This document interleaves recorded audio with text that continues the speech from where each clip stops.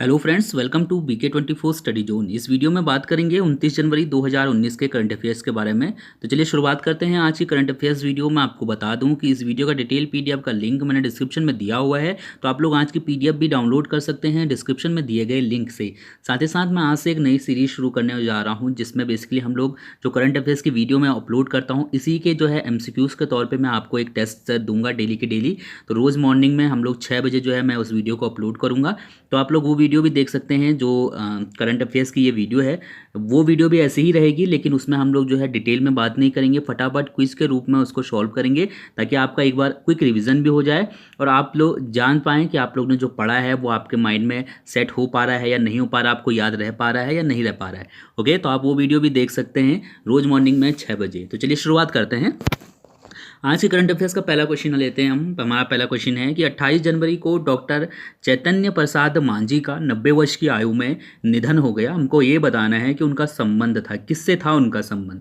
तो इसका सही आंसर है ऑप्शन ए वाला, यानी कि राजनीति से। डॉक्टर चैतन्य प्रसाद मांझी का संबंध राजनीति से है और इन्हीं का जो है 90 वर्ष की आयु में निधन हो गया है। खास करके उड़ीसा की राजनीति में जो है इनका काफ़ी ज़्यादा नाम था, तो ध्यान रखिएगा। उड़ीसा से ही जो है एक बार ये कांग्रेस के 1972 में कांग्रेस पार्टी से राज्यसभा सदस्य भी चुने गए थे। इसके अलावा ये मंत्री पद पे भी नियुक्त रहे, तो आपको ये चीज़ ध्यान होनी चाहिए। ठीक है, क्वेश्चन नंबर सेकंड लेते हैं। क्वेश्चन नंबर सेकंड है हमारा कि भारत की सबसे तेज चलने वाली रेलगाड़ी, जिसको कि हमें अभी तक हम लोग ट्रेन 18 कह रहे थे, इसका नाम अब रख दिया गया है। क्या रखा गया है ये हमें बताना है। तो इसका सही आंसर है ऑप्शन बी वाला, यानी कि वंदे भारत एक्सप्रेस।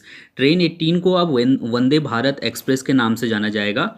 और जैसा कि मैंने आपको इसके बारे में काफ़ी कुछ पहले भी बताया है, ट्रेन 18 को जो है 18 महीनों में पूरी तरह से तैयार किया गया था और ख़ास करके इसीलिए जो है इसको ट्रेन 18 कहा जा रहा था। अब इसका जो नाम दिया गया है आधिकारिक तौर पे, वो दिया गया है वंदे भारत एक्सप्रेस। ठीक है, और ये जो ट्रेन है ये नई दिल्ली और वाराणसी के बीच में चलेगी, जैसा कि मैंने आपको बताया भी है। ये वर्तमान में रेल मंत्री कौन है हमारे, पीयूष गोयल हैं, तो इनका नाम भी ध्यान रखिएगा। इसके बाद क्वेश्चन नंबर थर्ड है कि निम्न में से किस राज्य ने शहरी युवाओं के लिए एक रोजगार योजना, जिसका नाम है युवा स्वाभिमान योजना, इसकी घोषणा की है। तो युवा स्वाभिमान योजना की घोषणा किस राज्य ने की है, ये चीज़ हमें बतानी है। इसका सही आंसर है ऑप्शन बी वाला, यानी कि मध्य प्रदेश राज्य ने घोषणा की है कि वो जो है युवा स्वाभिमान योजना की शुरुआत करने जा रहा है। बेसिकली इस योजना के तहत शहरी गरीब युवाओं को अस्थायी रोजगार दिया जाएगा और ये जो अस्थायी रोजगार होगा ये 100 दिन का रोजगार होगा और इन 100 दिनों के दरमियान जब वो मतलब उसको रोजगार दिया जाएगा, तो इसी रोजगार के दरमियान मतलब 100 दिनों के दरमियान ही उसको जो है कौशल विकास भी दिया जाएगा। तो मतलब ट्रेनिंग के नौकरी के साथ साथ जो है ट्रेनिंग भी दी जाएगी। तो ये योजना है मध्य प्रदेश सरकार की, जिसको नाम दिया गया है युवा स्वाभिमान योजना। यहाँ से बात करते हैं मध्य प्रदेश के बारे में। मध्य प्रदेश की राजधानी है भोपाल, जिले हैं 52, राज्यपाल हैं आनंदीबेन पटेल, वर्तमान में राज्यपाल हैं मध्य प्रदेश की, मुख्यमंत्री हैं कमलनाथ। ठीक है, तो मुख्यमंत्री का नाम ध्यान रखिएगा। मुख्य न्यायाधीश न्यायमूर्ति श्री SK सेठ हैं। और इसी तरीके से अगर सीटों की बात करते हैं तो विधानसभा के लिए 231 सीटें, राज्यसभा के लिए 11 और लोकसभा के लिए 29 सीटें हैं मध्य प्रदेश से। इसके बाद हम लोग यहाँ पर बात करते हैं मैप की। तो मैप में किससे किससे मध्य प्रदेश की सीमा लगती है ये यहाँ पर हमें देखना है। तो मध्य प्रदेश की सीमा लगती है महाराष्ट्र से, छत्तीसगढ़ से, उत्तर प्रदेश से, राजस्थान से और गुजरात से। ठीक है, चलिए इसके बाद क्वेश्चन नंबर फोर्थ है हमारा कि हाल ही में मंडोवी नदी पर बने नवनिर्मित अटल सेतु का उद्घाटन कहाँ किया गया। तो अटल सेतु का उद्घाटन किया गया है, अभी कहाँ किया गया हमें ये बताना है। इसका सही आंसर है ऑप्शन डी वाला, यानी कि गोवा में। ओके, ये जो अटल सेतु है जो कि बना है मंडोवी नदी पर, इसका उद्घाटन किया गया गोवा की राजधानी पणजी में। तो ध्यान रखिएगा, इसका जो उद्घाटन किया वो केंद्रीय परिवहन मंत्री नितिन गडकरी और गोवा के मुख्यमंत्री मनोहर पर्रिकर के द्वारा किया गया। ये जो मंडोवी नदी पर जो ये पुल बना हुआ है, पहले इसको मंडोवी ब्रिज ही कहा जा रहा था, इसको नाम दिया गया है अटल सेतु।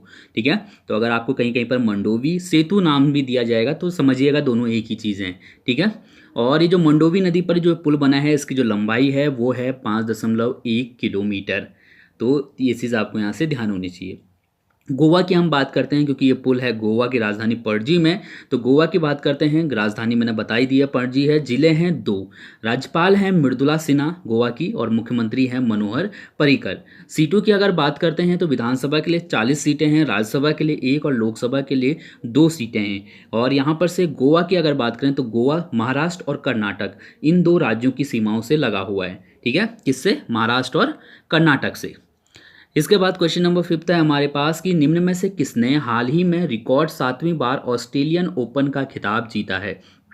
तो अभी हाल ही में ऑस्ट्रेलियन ओपन का खिताब जो है किसने जीता है रिकॉर्ड 7वीं बार, हमको ये यहाँ से बताना है। तो इसका सही आंसर क्या हो जाएगा? ऑप्शन ए वाला, नोवाक जोकोविच ने जीता है 7वीं बार लगातार जो है, लगातार नहीं, मतलब 7 बार जो है इन्होंने ऑस्ट्रेलियन ओपन का खिताब जीता है।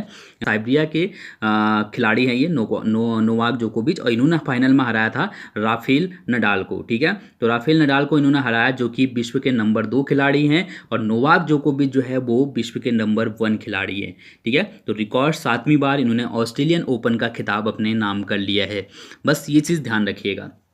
इसके बाद क्वेश्चन नंबर 6 है कि वेस्टइंडीज़ के उस खिलाड़ी का नाम क्या है जो 45 साल लंबे अंतराल के बाद आईसीसी टेस्ट रैंकिंग में दुनिया के नंबर 1 ऑलराउंडर बनने वाले पहले कैरिबियाई खिलाड़ी बन गए हैं? तो इसका सही आंसर क्या हो जाएगा? ऑप्शन ए वाला, जेसन होल्डर। ठीक है, जेसन होल्डर जो हैं वो वेस्टइंडीज़ के कप्तान हैं, वेस्टइंडीज़ की टीम के कप्तान हैं, और इन्होंने जो है 45 साल बाद ऐसा हुआ है कि किसी खिलाड़ी को, कैरेबियन खिलाड़ी को टेस्ट रैंकिंग में दुनिया का नंबर 1 ऑलराउंडर चुना गया हो आईसीसी की तरफ से। तो ये जो काफ़ी कह सकते हैं लंबे टाइम बाद जो ये रैंकिंग मिली है नंबर 1 खिलाड़ी की इनको। ठीक है, तो ये चीज़ ध्यान रखिएगा। इससे पहले 1974 में कैरिबियाई द्वीप से सर गैरी सोबर्स को मिला था। वो आखिरी खिलाड़ी थे जिनको कि नंबर 1 खिलाड़ी का जो है यहाँ पर स्थान दिया गया था रैंकिंग में। ठीक है, और अब जो है 45 साल बाद कैप्टन जेसन होल्डर को ये खिताब दिया है, और ये 45 साल बाद पहले कैरिबियाई खिलाड़ी को नंबर 1 ऑलराउंडर का खिताब दिया गया है। कैरिबियाई खिलाड़ी मतलब ये जो कैरिबियाई द्वीप की अगर हम बात करें तो यहाँ पर आपको जो ग्रीन कलर का दिख रहा है ये है कैरिबियाई द्वीप। यहाँ पर कई छोटे छोटे देश शामिल हैं इसमें। ठीक है, तो इन्हीं देशों में से पहली बार ऐसा हुआ है कि किसी व्यक्ति ने 45 साल बाद एक नंबर 1 का खिताब अपने नाम किया है। ठीक है, बस ध्यान रखिएगा, जेसन होल्डर नंबर 1 ऑलराउंडर बन गए हैं दुनिया के। इसके बाद क्वेश्चन नंबर 7 है कि रक्षा मंत्रालय द्वारा दुनिया भर में गणतंत्र दिवस समारोह की मुख्य विशेषताएं दिखाने के लिए किस ऐप को लॉन्च किया गया है? ये चीज़ हमें यहाँ से बतानी है। तो अभी रक्षा मंत्रालय की तरफ से RDP इंडिया 2019 नाम का एक ऐप लॉन्च किया गया था, और इस ऐप में गणतंत्र दिवस समारोह से संबंधित जितनी भी चीज़ें हैं उन सभी के बारे में आपको विस्तार से चीज़ें देखने को मिल जाएंगी। चाहे वो गणतंत्र दिवस परेड हो या फिर वो जो झांकियाँ निकलती हैं उनके बारे में इस ऐप में आपको पूरी जानकारी दी जाएगी। ठीक है, तो ध्यान रखिएगा इस ऐप का नाम। क्वेश्चन नंबर 8 है, निम्न में से किस राज्य में देश का दूसरा ट्यूलिप उद्यान स्थापित किया जाएगा? दूसरा ट्यूलिप उद्यान जो है वो कहाँ स्थापित किया जाएगा ये हमें यहाँ पर बताना है। सही आंसर है ऑप्शन सी वाला, यानी कि उत्तराखंड में। ठीक है, उत्तराखंड के पिथौरागढ़ जिले में देश का दूसरा ट्यूलिप उद्यान की स्थापना की जाएगी, और जो उद्यान है ये करीब 50 करोड़ रुपए की लागत से तैयार होगा। पहला जो हमारा ट्यूलिप उद्यान है देश का वो जम्मू कश्मीर के श्रीनगर में है। ठीक है, और दूसरा कहाँ होगा? पिथौरागढ़ में, पिथौरागढ़ उत्तराखंड में। तो ये चीज़ यहाँ से ध्यान रखिएगा।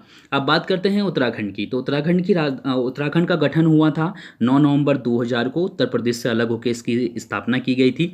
राजधानी है देहरादून, जिले हैं 13, राज्यपाल बेबी रानी मौर्य, और मुख्यमंत्री हैं त्रिवेंद्र सिंह रावत। इसी तरीके से मुख्य न्यायाधीश रमेश रंगनाथन। सीटों की बात करते हैं तो विधानसभा के लिए 71 सीटें, लोकसभा के लिए 5 और राज्यसभा के लिए 3 सीटें हैं उत्तराखंड से। ठीक है, तो बस ये चीज़ ध्यान रखिएगा, इसकी स्थापना कहाँ की जाएगी? उत्तराखंड। करंट अफेयर्स के हिसाब से भी ये क्वेश्चन काफ़ी इंपॉर्टेंट है। इसके बाद क्वेश्चन नंबर 9 है कि हाल ही में किस राज्य सरकार ने प्रवासी लाभांश पेंशन योजना की घोषणा की है? तो इसका सही आंसर क्या हो जाएगा? ऑप्शन ए वाला, यानी कि केरल ने। ठीक है, केरल ने प्रवासी लाभांश पेंशन योजना की जो है घोषणा की है, और इसका जो मेन उद्देश्य है वो ये है कि केरल की सरकार चाहती है कि जो मलयाली लोग हैं उनका काफ़ी बड़ा योगदान है केरल के निर्माण में। ठीक है, जो अप्रवासी हैं उन लोगों का काफ़ी योगदान है केरल के निर्माण में, तो इसीलिए जो है वहाँ के जो प्रवासी लोग हैं उनको जो है पेंशन देने की योजना बनाई है केरल सरकार ने। तो उसी के लिए जो है योजना चलाई गई है प्रवासी लाभांश पेंशन योजना। ठीक है, बात करते हैं क्वेश्चन नंबर 10वें की। निम्न में से किस देश से विश्व पैरा तैराकी चैंपियनशिप 2019 की मेजबानी छीन ली गई है? तो इसका सही आंसर क्या हो जाएगा? ऑप्शन डी वाला, यानी कि मलेशिया। विश्व पैरा तैराकी चैंपियनशिप 2019 की मेजबानी मलेशिया से छीन ली गई है। तो ध्यान रखिएगा बेसिकली क्यों छीनी गई है, क्या है, मैं आपको सभी चीज़ें यहाँ पर बता देता हूँ। तो ये जो चैंपियनशिप है इसका आयोजन होना था 29 जुलाई से 4 अगस्त तक। और कारण क्या है, इससे जो ये विश्व पैरा तैराकी चैंपियनशिप का जो मेज़बानी का जो अवसर था वो छीन लिया गया। इसका कारण क्या है कि मलेशिया ने इजराइल के एथलीटों को अपने यहाँ आने से मना कर दिया था। ठीक है, इसने धमकी दी थी कि हम इजराइल के जो एथलीट हैं उनको नहीं खेलने देंगे इस तैराकी चैंपियनशिप में, जिसकी वजह से इनसे जो है ये मेज़बानी छीन ली गई है। तो बस ध्यान रखिएगा, ये देश का नाम आपको पता होना चाहिए। इसके बाद क्वेश्चन नंबर 11वां है कि निम्न में से किसने असम गणतंत्र दिवस पत्रकारिता पुरस्कार 2019 प्राप्त किया है? तो इसका सही आंसर क्या हो जाएगा? इसका सही आंसर ऑप्शन बी वाला है, यानी कि डॉक्टर धीरेन्द्र नाथ चक्रवर्ती को असम गणतंत्र दिवस पत्रकारिता पुरस्कार से सम्मानित किया गया है। ध्यान रखिएगा क्योंकि काफ़ी बड़ा जो है इनका योगदान था, बहुत ज़्यादा इनका योगदान है पत्रकारिता के क्षेत्र में, और इसी वजह से जो है इनको चुना गया है असम गणतंत्र दिवस पत्रकारिता पुरस्कार 2019 के लिए। ठीक है, और जो इनको जो पुरस्कार दिया गया है वो दिया गया है 1 लाख रुपए, साथ ही साथ एक प्रशस्ति पत्र भी इनको मिला है पुरस्कार के रूप में। इसके बाद बात करते हैं क्वेश्चन नंबर 12वें की कि हाल ही में किस उपग्रह या ग्रह पर पृथ्वी के प्राचीन पत्थर का पता चला है? तो उसका सही आंसर क्या हो जाएगा? ऑप्शन ए वाला, यानी कि चांद पर। ठीक है, चांद पर जो है पृथ्वी का एक प्राचीन प्राचीन पत्थर मिला है। बेसिकली अपोलो 14 के अंतरिक्ष यात्रियों ने चांद की सतह से जो है कुछ नमूने इकट्ठा किए थे, और नमूने की जांच से ये सामने आया है कि चांद पर जो है एक पत्थर पाया गया, वो पृथ्वी का पत्थर है। ठीक है, मतलब पृथ्वी का प्राचीन पत्थर है। तो ये अनुमान लगाया जा रहा है कि जब कभी धरती पर जो है कोई धूमकेतु गिरा हो या फिर कोई क्षुद्र ग्रह जो है पृथ्वी से टकराया हो, उस दरमियान क्या हुआ हो कि वो पत्थर के जो है छोटे छोटे टुकड़े होके वो अंतरिक्ष में फैल गए हों, और फिर उसके बाद जो है वो जो टुकड़े थे वो दोबारा चांद पे कहीं पर टकराए होंगे, जिसकी वजह से ये पत्थर जो है यहाँ पर पाया गया। ठीक है, तो बस आपको ये चीज़ पता होनी चाहिए ये कहाँ पर पाया गया और किस अंतरिक्ष यान के नमूनों से जो है ये चीज़ पता चली है, ये जरूर ध्यान रखिएगा। ठीक है, चलिए इसके बाद कल के कुछ क्वेश्चन हैं जो मैंने आपसे पूछे थे। हाल ही में एथलीटों को प्रशिक्षित करने के लिए ऑपरेशन ओलंपिक की शुरुआत कहाँ की गई है, हमको ये बताना है। ऑपरेशन ओलंपिक की शुरुआत कहाँ की गई? तो इसका सही आंसर क्या हो जाएगा? ऑप्शन बी वाला, यानी कि केरल में। ठीक है, सेकंड क्वेश्चन मैंने आपके लिए दिया था कि गणतंत्र दिवस समारोह में असम राइफल्स के महिला दस्ते का नेतृत्व किसने किया? तो किसने किया था? ऑप्शन बी वाला, यानी कि खुशबू कंवर ने। इसके बाद क्वेश्चन नंबर 3 था आपके लिए कि खट्टे दूध का कारण क्या है? तो सही आंसर क्या हो जाएगा? Lactic acid. ठीक है, अब बात करते हैं आपके लिए आज के कुछ प्रश्नों की जिनके आंसर आपको कमेंट करके देने हैं। पहला क्वेश्चन आपके लिए है कि हाल ही में किस देश ने गन्ने के रस को राष्ट्रीय पेय घोषित किया है? नेशनल ड्रिंक घोषित किया है गन्ने के रस को। ठीक है, कमेंट करके मुझे बताइएगा इसका आंसर। सेकंड क्वेश्चन आपके लिए है कि निम्न में से कौन सा वर्ड ऑक्सफोर्ड डिक्शनरी द्वारा वर्ष 2018 के लिए Hindi word of the year चुना गया? तो इसका आंसर भी आपको कमेंट करके बताना है, और साथ ही साथ मुझे बताइए कि आपको ये वीडियो कैसी लगी। मैं एक क्विज़ अपलोड करूंगा इसी वीडियो से रिलेटेड, जो क्वेश्चन बनाए मैंने, जो अंदर पॉइंट दिए हैं उनसे रिलेटेड क्वेश्चन भी बनाऊंगा, तो आप लोग कुछ क्विज़ देखना बिल्कुल मत भूलिएगा, रोज़ मॉर्निंग में 6 बजे। So thank you so much इस वीडियो को देखने के लिए। आपका दिन शुभ हो। धन्यवाद।